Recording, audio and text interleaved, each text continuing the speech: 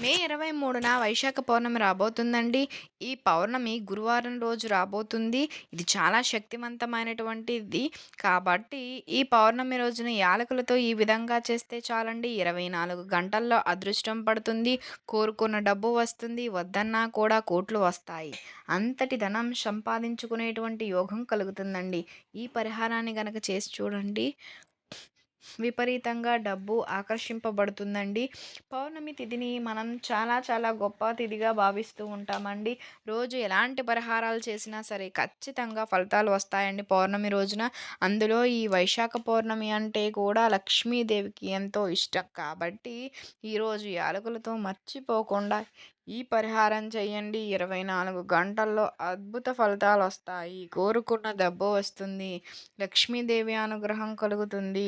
అన్ని రకాల కష్టాల నుంచి బయటకు రాగలుగుతారు. యాలకులకు పరిహార శాస్త్రంలో ఇంతటి ప్రాధాన్యత ఉందండి. యాలకులు చాలా మంచి సువాసనను కలిగి ఉంటాయి.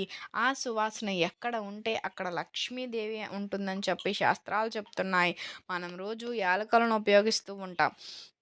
పరిహారాల పరంగానే కాదండి, ఆరోగ్యపరంగా కూడా యాలకులు ఎంతగానో ఉపయోగపడతాయి. మనం రోజు చేసేటువంటి టీ దగ్గర నుంచి అప్పుడప్పుడు చేసుకునేటువంటి తీపి పదార్థాల వరకు కూడా బిర్యానీ నుంచి మసాలాలు దించి కొట్టేటువంటి నాన్ వెజ్ కూరల వరకులో కూడా అన్నిటిలోనూ యాలకులు వాడుతుంటామండి. దీనికి ఉండేటువంటి అద్భుతమైన ఫ్లేవర్ వలన ఇది అటు తీపి పదార్థాలకైనా సరే, మసాలాలకైనా సరే మంచి సువాసనను, రుచిని అందిస్తుంది.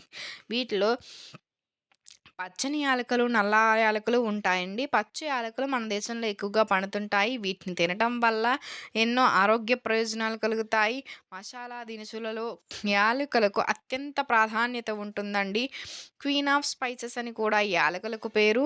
ఈ యాలకులు సువాసన అద్భుతంగా ఉంటుంది. కొంతమందయితే యాలకులు లేకుండా ఆహారం కానీ, టీ కానీ తీసుకోరు అంటే అతిశయోక్తి లేదు.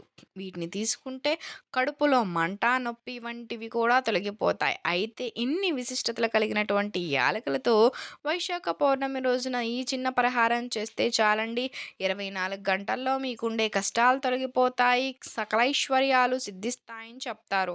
మరి వైశాఖ పౌర్ణమి రోజున యాలకులతో ఏం చేస్తే 24 గంటల్లో ఫలితం వస్తుంది అని ఈ వీడియోలో మనం వివరంగా తెలుసుకుందాము. అంతకంటే ముందు వైశాఖ మాసంలో గొడుగును దానం చేస్తే ఎటువంటి ఫలితం కలుగుతుంది అని తెలిపే ఒక చిన్న కథను తెలుసుకుందామండి. వైశాఖ మాసంలో ఎండకు బాధపడేటువంటి వారు సామాన్యులకు, మహాత్ములకు ఎండ వలన బాధపడకుండా ఉండడానికి గొడుగును ఇచ్చిన వారి పుణ్యం అనంతం. పూర్వం కృతయుగంలో జరిగిన వైశాఖ మాస వ్రతను వివరించేటటువంటి కథ.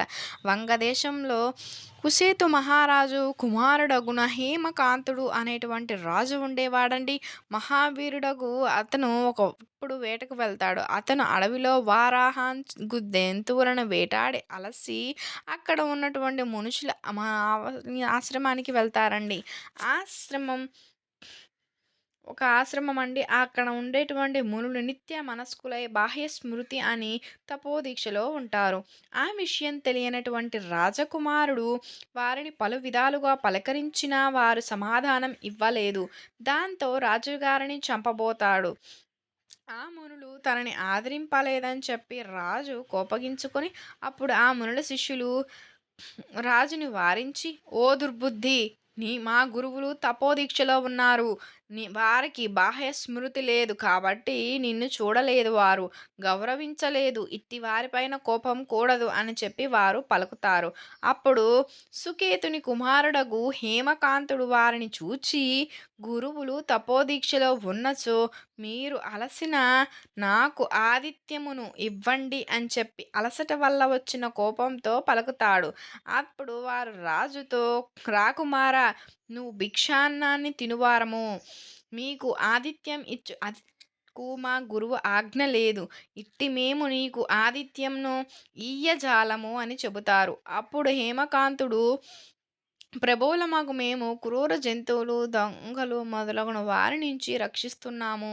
మేము ఇచ్చిన అగ్రహారమునకు వారిని పొందియు మీరు మా ఎడల ఈ విధంగా ఉండరాదు. ఎవరైనా మిమ్మల్ని చంపినా తప్పులేదు అని పలికి వారిపైన బాణాన్ని ప్రయోగించి కొంతమందిని చంపివేస్తారు. మిగిలిన శిష్యులు భయంతో పారిపోతారు. రాజ్య భటులు ఆశ్రమంలోని వస్తువులను కొల్లగొడతారు. ఆశ్రమాన్ని పాడు చేస్తారు. పిమ్మట హేమంగదుడు తన రాజ్యానికి వెళ్ళిపోతాడు. కేతువు తన కుమారుడు చేసింది తెలుసుకుని కోపగించుకుంటాడు. నీవు రాజుగా ఉండదగిన వాడివి కాదు అని చెప్పి దేశం నుంచి వెళ్ళగొడతాడు. హేమకాంతుడు తండ్రిచే పరిత్యక్తుడై దేశ బహిష్కరణితుడై అడవులలో నివసిస్తూ కిరాతుడై జీవింపసాగుతాడు. ఈ విధంగా 28 సంవత్సరాలు గడుస్తాయి. హేమకాంతుడు కిరాత జీవనానికి అలవాటు పడి కిరాత ధర్మాలను చేస్తూ కిరాతుడై జీవిస్తాడండి. బ్రహ్మ హత్యా దోషాన్ని నిలుకడలేక అడవులను పట్టి తిరుగుతూ జీవిస్తూ ఉంటాడు. వైశాఖ మాసాన త్రిదుడను ముని ఆ అడవిలో తిరుగుతూ ఉంటాడు. ఆ ముని ఎండ వేడికి బాధపడి దప్పిక చేత పీడింపబడుతూ ఒకచోట పడిపోతారన్నమాట. దైవికంగా నా అడవిలో ఉన్న హేమకాంతులు చూసి జాలిపడతాడండి.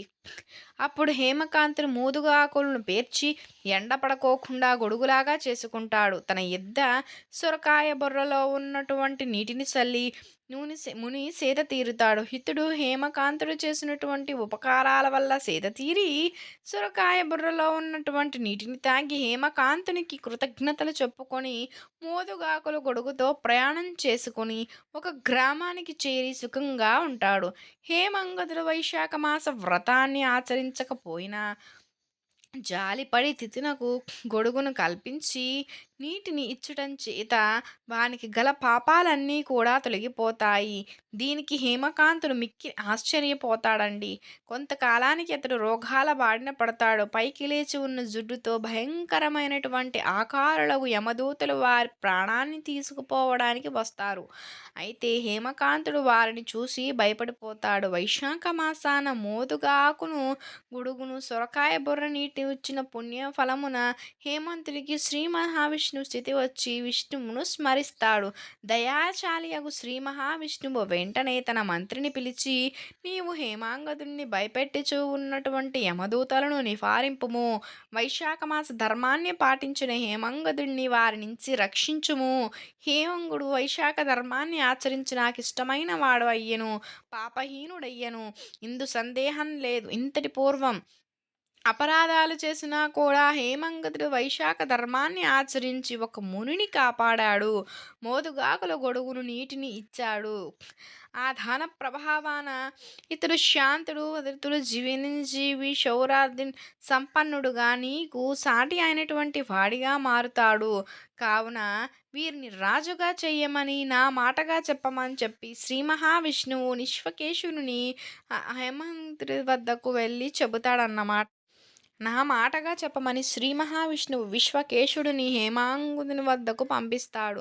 భగవంతుని ఆజ్ఞ ప్రకారం విశ్వకేశనుడు హేమాంగతుని వద్దకు పోతాడు. యమదూతలకు విష్ణు మాటలు చెప్పి పంపించేస్తాడు. విశ్వకేశనుడు హేమాంగతుని తండ్రి అగు కుశకేతువు వద్దకు తీసుకుని వెళ్ళి శ్రీ మహావిష్ణువు చెప్పిన మాటలు చెప్పి వానికి హేమంగుదుడిని అప్పగిస్తాడు. కుశకేతువు విశ్వకేశుణ్ణి భక్తితో స్తుతిస్తాడు. తరువాత కుశకేతువు సంతోషంతో తన పుత్రుణ్ణి స్వీకరిస్తాడు. తన పుత్రునకు రాజ్యాన్ని అప్పగించి విశ్వకేశుణ్ణి అనుమతితో భార్యతో పాటు వనానికి వెళ్ళి తపాన్ని ఆచరిస్తాడు. అతను కుశకేతువుని హేమాంగదుడిని ఆశీర్వదించి విష్ణు సాన్నిధ్యానికి చేరుతాడు. హేమకాంతుడు మహారాజైనటు తర్వాత ప్రతి సంవత్సరం వైశాఖ మాసాన వైశాఖ వ్రతాన్ని దానికి చెందిన దానాన్ని చేసి విష్ణు ప్రీతికి పాత్రుడవుతాడు.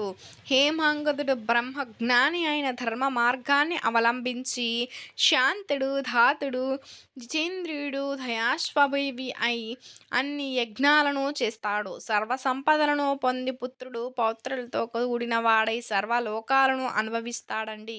చిరకాలం రాజ్యాన్ని చక్కగా పాలించి విష్ణు లోకాన్ని పొందుతాడు. కాబట్టి వైశాఖ మాసంలో చేసే ధర్మాలు శాటలేనివి, సులభాసాధ్యాలు, పుణ్యప్రదాలు. మీకు కనుక ఈ వీడియోని మీరు చివరి వరకు మిస్ కాకుండా ఒక్కసారి చూడండి, మర్చిపోవద్దు. వైశాఖ పౌర్ణమి అంటేనే లక్ష్మీదేవికి చాలా ఇష్టమైనటువంటి రోజండి. ఈ రోజున తప్పకుండా సరే 11 సమయంలో 5 యాలకులు తీసుకొని ఒక చిన్న పరిహారం చేయండి. లక్ష్మీదేవి ఇంట్లో ఉంటుంది. అసలు ఏం చేయాలి అంటే పౌర్ణమి రోజున ఉదయం 6 గంటల నుంచి సాయంత్రం 6 గంటల లోపు ఎప్పుడో ఒకసారి ఒక పసుపు రంగు క్లాత్‌ని తీసుకోండి. ఈ పసుపు రంగు క్లాత్‌లో 5 యాలకులు వేయాలి. యాలకులు శక్తివంతమైనవి.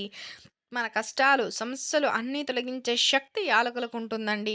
అనేక రకాల తాంత్రిక పరిహారాల్లో కూడా యాలకులు యూజ్ చేస్తుంటాం కదా! కాబట్టి ముందు యాలకులు వేయాలి. తర్వాత ఈ వస్త్రంలో రూ. 1 బిళ్ళను కూడా వేసుకోవాలి. చిటికెడు పసుపు, కుంకుమను కూడా వేసుకోవాలి. చివరలో కొంచెం పచ్చకర్పూరం కూడా వేసుకొని వీటన్నింటిని కలిపి మూటలాగా కట్టుకోవాలి. ఆ తరువాత ఈ మూటను మీ చేతిలో పట్టుకొని ఇల్లంతా ఒకసారి తిరగండి. చివరలో ఈ మూటను తీసుకొని వెళ్ళి కిటికీ దగ్గర బయట వైపు కట్టేయండి. మెయిన్ డోర్ దగ్గర కట్టకూడదు. కిటికీ దగ్గర మాత్రమే కట్టాలి. ఇలా కట్టి 24 గంటల్లో చెడు నెగెటివ్ ఎనర్జీ మొత్తం పోతుంది. ఏడుపులు పోతాయి. దరిద్రం పోతుంది. కావాల్సినటువంటి ధనం సంపాదించుకునే యోగం వస్తుంది.